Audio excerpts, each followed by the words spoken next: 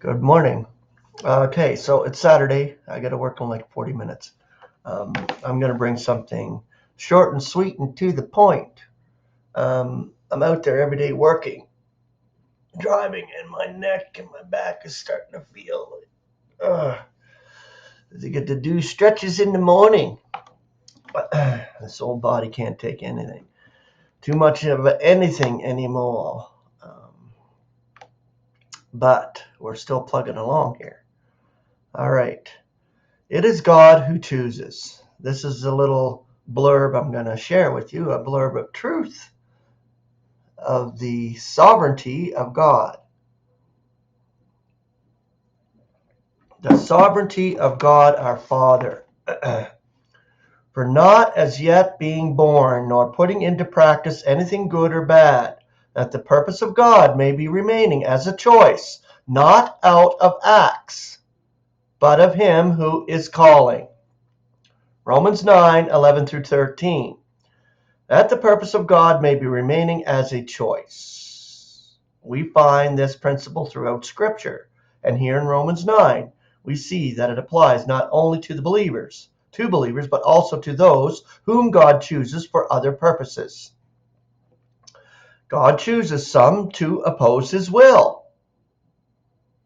In fact, God locks up all together in stubbornness. Romans 11:32.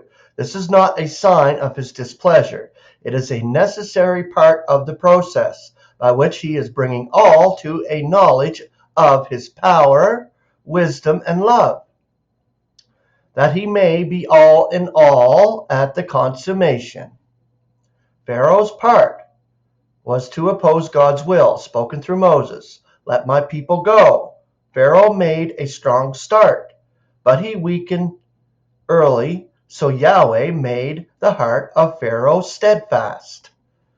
Exodus 9:12, Exodus 10:20, Exodus 11:10.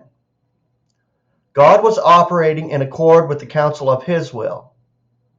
For the scripture is saying to Pharaoh that for this selfsame thing I rouse you up, that I should be displaying in you my power, and so that my name should be published in the entire earth.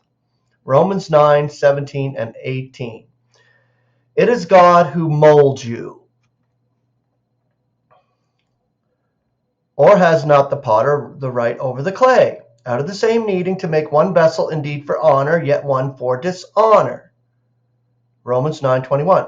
This parable pictures God as a potter with the right to mold humans to suit his purposes. Their protests are pictured as absurd, akin to clay protesting to an earthly potter. Apart from the evangel, protests claiming that God is unfair might have a point, seen coupled with the revelation of God's righteousness through Jesus Christ's faith.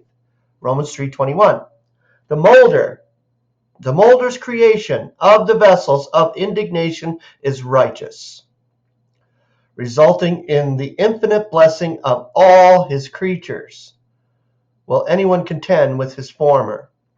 The earthenware with the ceramist. Isaiah 45:8.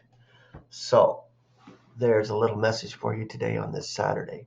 God is the potter. God is sovereign. It's according to his will, the vessels he makes. Grace and peace.